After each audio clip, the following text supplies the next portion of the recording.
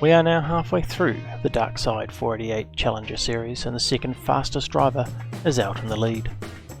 Now the crews, teams and drivers have packed up and said goodbye to California and driven most of the way across the United States to say hello to someone called a Hoosier. Round 3 was in Indiana, just a quick 3,000 kilometre trip away to the third oldest racetrack in the world. In 1909, Americans were already in love with the automobile. Although they were still pretty rare, people loved to watch them do their thing. A simple drive could draw quite a crowd. 2 cars driving in the same direction at the same time was only a checkered flag away from being real entertainment. Though it didn't take long for a couple of businessmen to realise that if you put the cars in a circuit, you could charge the crowd and test the cars to the limit. A consumer test and entertainment rolled into one at the Indianapolis Motor Speedway.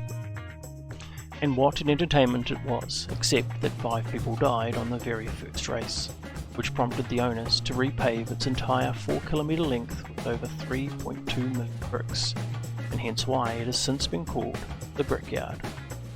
And it is still a tradition for winners, losers, spectators and weird-lip enthusiasts to kiss the bricks that pave the start-finish line. The bricks didn't make it safe, however, and the very fast track has claimed 73 lives in the 100 years since, including drivers, crews, and spectators, and even one pilot. The track we are using today is the road course, 4 kilometres that uses 2 of the banked corners and twists and zigzags through the middle, to thoroughly test our Ferrari's 488s as they rapidly accelerate to over 250 kilometres an hour, and then brake heavily into its sudden 90-degree corner. It will punish tyres and brakes and drivers as they battle in 2 races to see who is the first to get back exactly where they started from. SMC took pole for race 1. He is leading the series by 45 points but is yet to win a race. His bright yellow Ferrari is the fastest qualifier, but it seems to prefer second place when it comes to races. J-Maz, the child protege, wins races as routinely as he asks for an ID at a bottle store. However, he is less routine at attending events, which has placed him only 9th currently in the points table. Mazda was in 3rd, in another new livery. We've finally found out why he changes them so often. His sponsor, Colortech Spray Paints, have been supplying him with product. We found this video of him touching up his Ferrari during the weekend. Ritov is holding 2nd place in the series and is sitting 4th for the first race today. Dossett has 5th place on the grid. He joins our series at the halfway stage. Dossett has made his fortune in the paving industry, and his crew chief Jim described the Brickyard as his spiritual home. He drives the Wellcare Car 88 today. El Capitan Risque in 6th place. A series of mechanical problems have infuriated Risque. His starter motor has been overhauled and he intends to claw his way back up the points table after missing 3 races so far despite some excellent qualifying.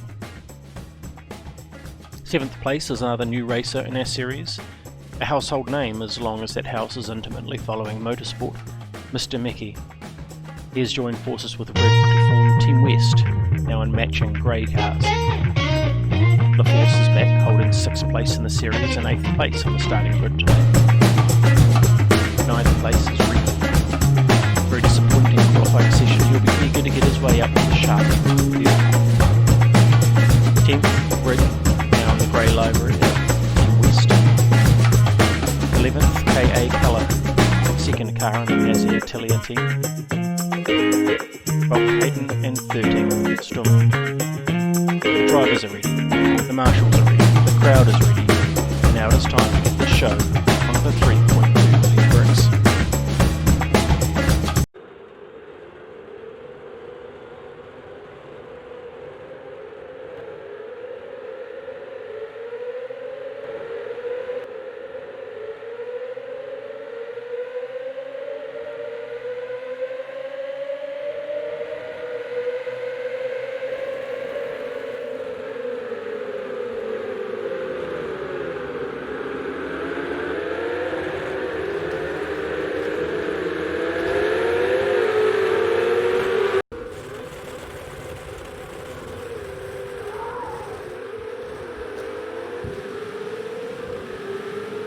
From Dossett's car we get a brick-eye view of J-Maz leaping off the line and making the first corner first, leaving SMC and Marzo to fight for second place in the good old touring car fashion, gloves off and no holds barred, leaving the rest of the pack to sort themselves out behind them. Risqué having some traction issues and running wide through the first chicane, giving away 3 places for his trouble.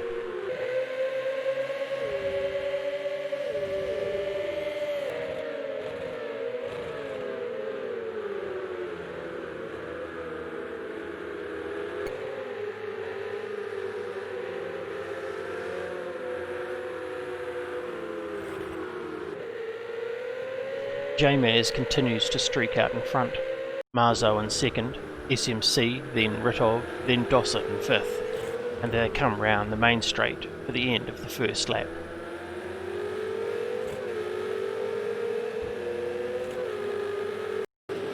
Risqué is still having traction issues. He carries too much speed through the last corner and understeers the Hublot number 7 car into the wall, losing another place to one of the Team West cars. His crew chief Jim is overheard saying, "That's not what we're here for."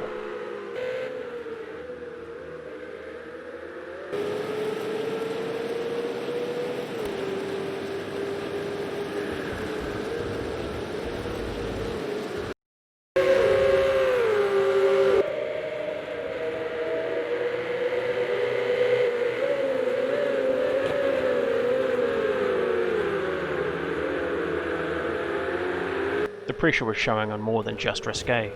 Haller vented his frustrations on the braking markers, but not everyone was impressed.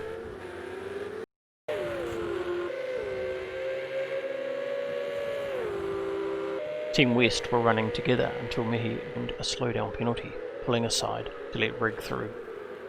Haller took that invitation to include him also, shaking the bricks out of his head and getting himself back into the race.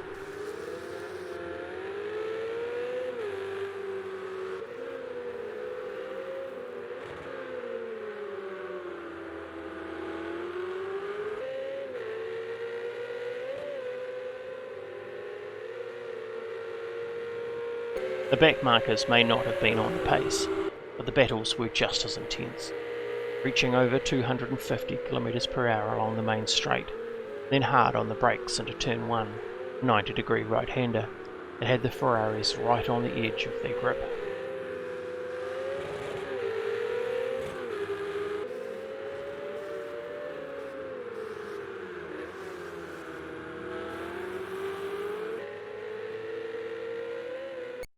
At the front, the fight was a 3-way between Marzo, SMC and Ritov for second, while J-Maz took the opportunity to sneak away while they were distracted and widen his lead.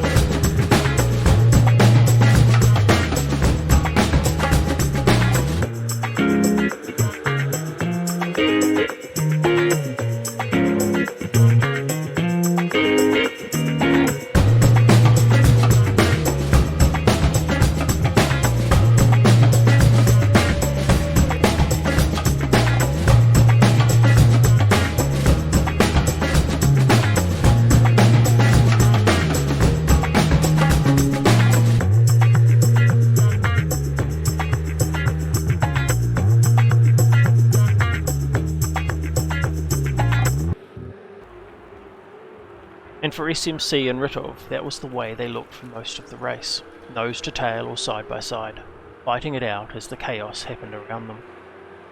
Part of that chaos was when Marzo's big bucket of talent got knocked over on the exit of turn 2, letting SMC and Ritov through. Marzo was quick to shut the door on Dossett, wasn't quite quick enough.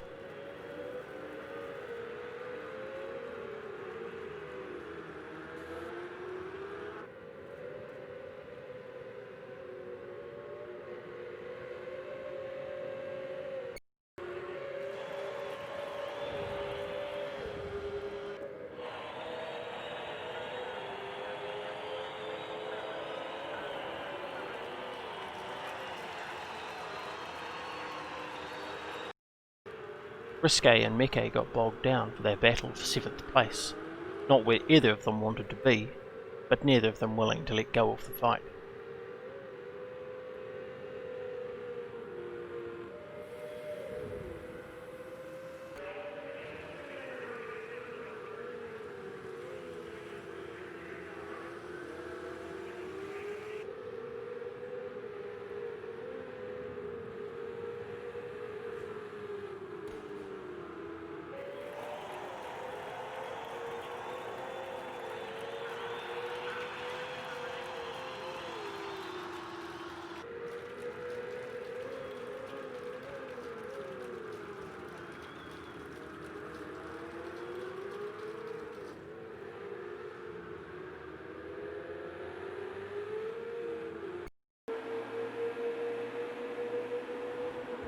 While back at the front, when SMC found skill and patience wasn't enough, he tried imitating a big yellow bulldozer.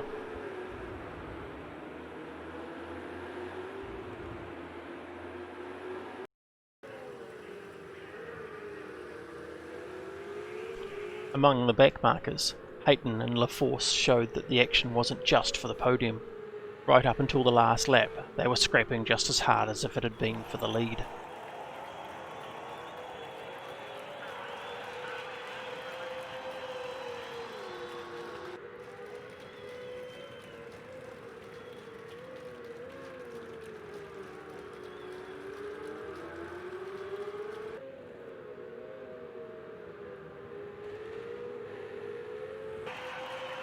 Risque and Meke continued their personal battle for 7th, matching each other turn for turn.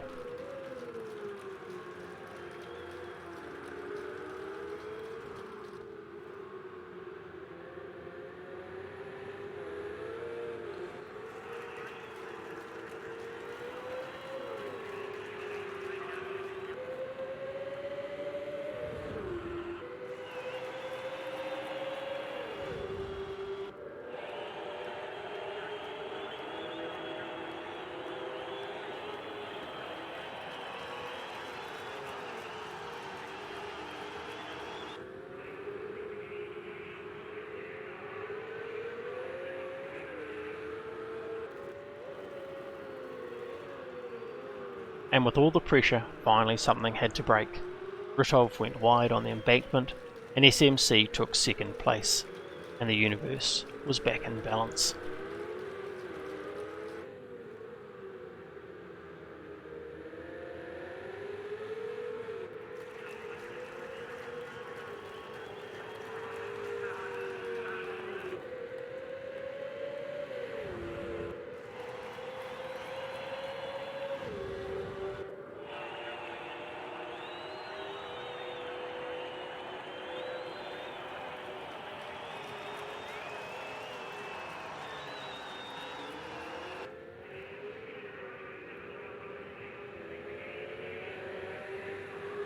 But all that fighting had allowed J-Maz to build up quite a lead, a full 9 seconds of it.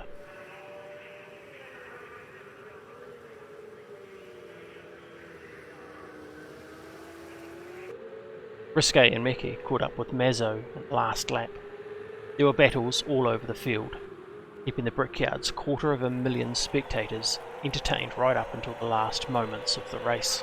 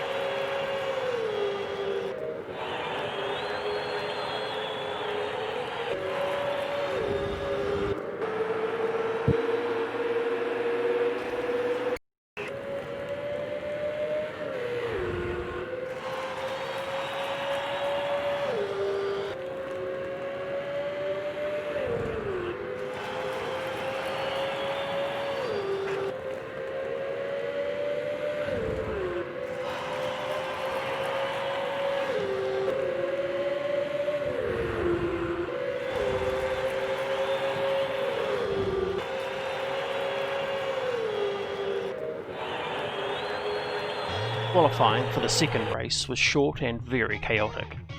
Fast drivers were caught behind slower ones, some drivers failed to put in a decent lap at all, and basically the whole pot was thoroughly mixed up, with one obvious exception.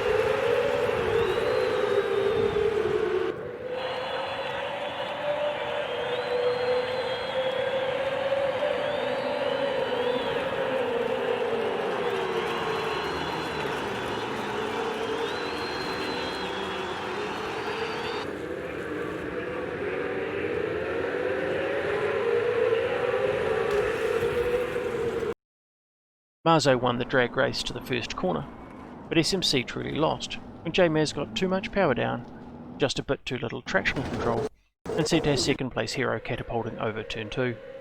It wasn't pretty, but the crowds loved the action. Marzo distanced himself from the trouble behind him, while Reaper survived the first corner boxing match to take second. Lots of other drivers wanted that spot, but he was prepared to scrap to keep it.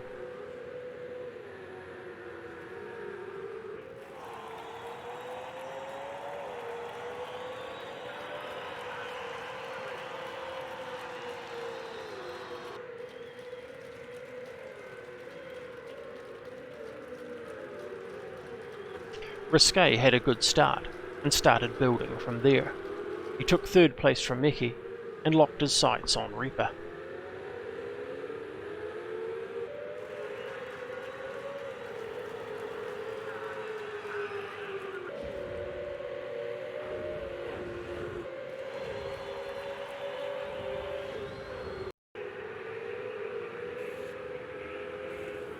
Ritov ran wide on the exit of turn 2, and Dossett took 6th place from him on the way past.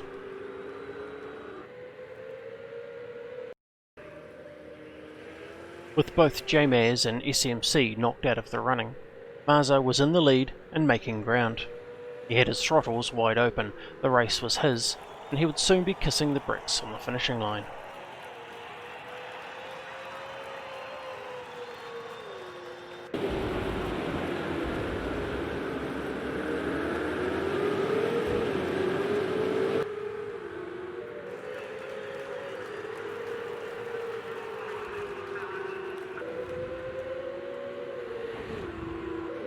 Ritov had other ideas. He wanted a bit of that kissing action for himself.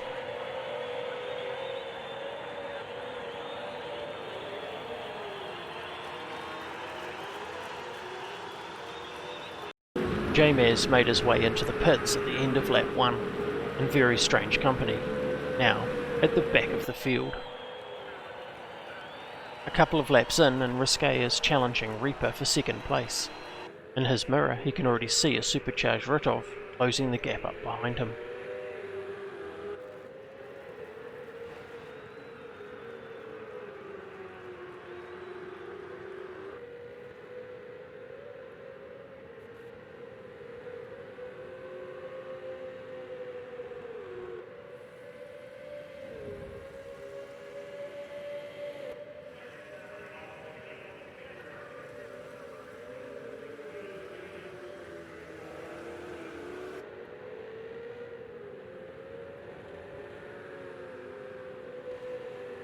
Reaper defends valiantly, but it is only a matter of time.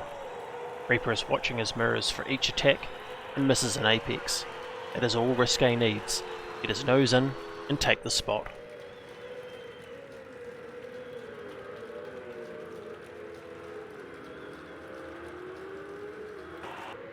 Another couple of laps and now it's Ritov's turn to attack Reaper. But Reaper is not going to give anything away easily. He defends and fights back.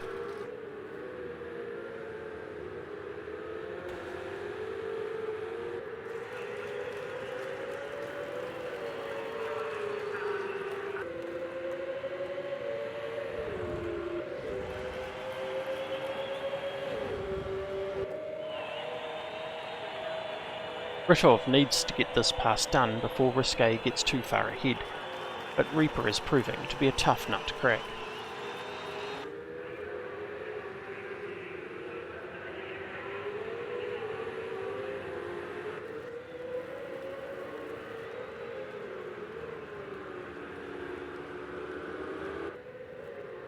But he finally cracks him just before the chicane. Enough distractions, now it's time to hunt down Risque.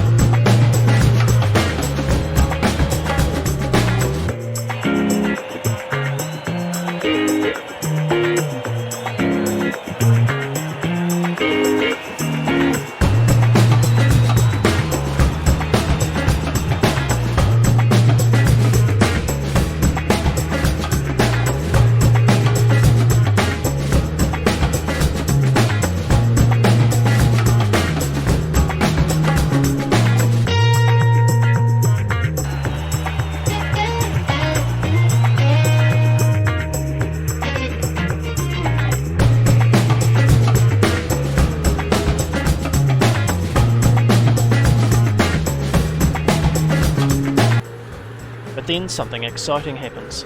Marzo kicks over his talent bucket again, and the race is thrown wide open. Now Ritov is chasing the lead, and the chase is on.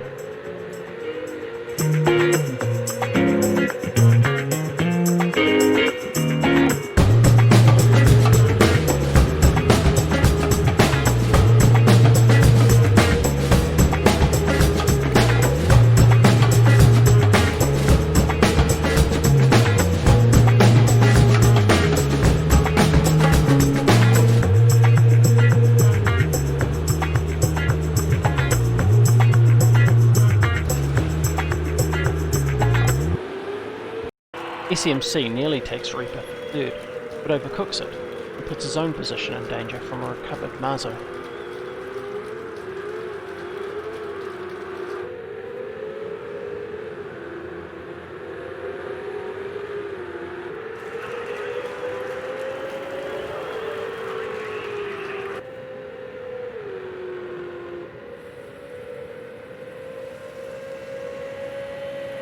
Ritov turns on his chasing lights to let Risque know he's coming for him. The move is subtle as a brick.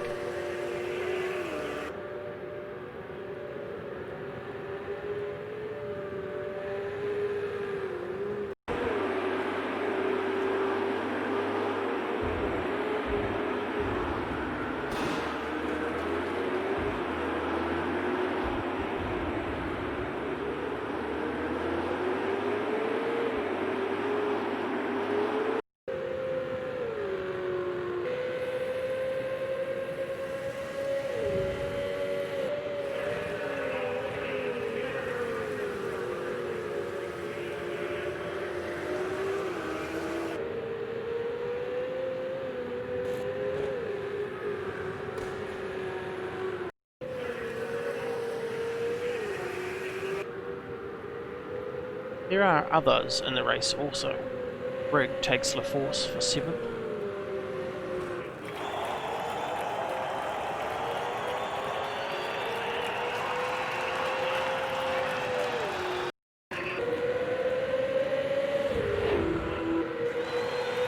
And the other member of Team West, Mickey, is chasing down Hayton in 9th spot.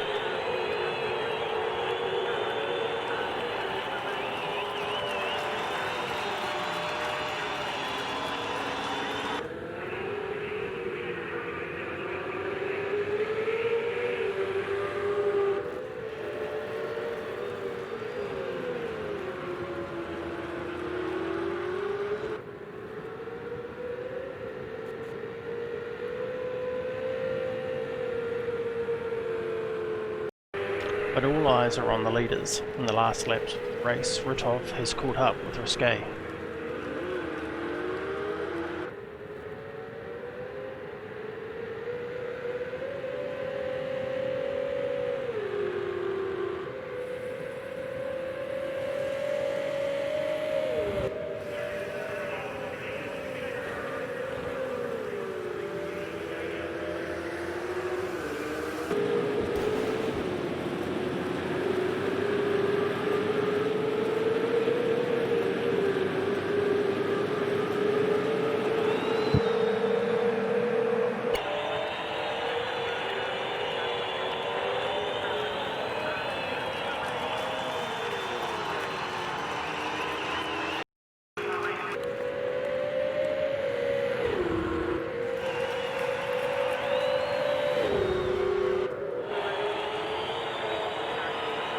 Risqué guards the inside line to protect himself from being undercut, but he goes into the corner too deep and gives Ritov the faster line.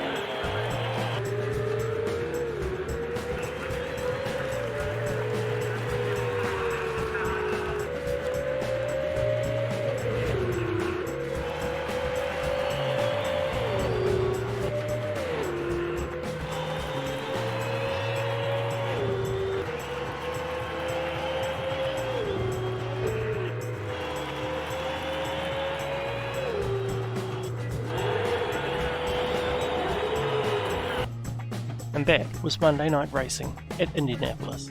At least, that's how we remember the evening. SMC is still leading the series, Ritov and Mazzo in hot pursuit. Risqué is fast enough, he needs a few good finishes to lift his points to where they should be. Next week our drivers and crews will be in New York at Watkins Glen for double points in our first endurance race of the season. The weather is not looking good.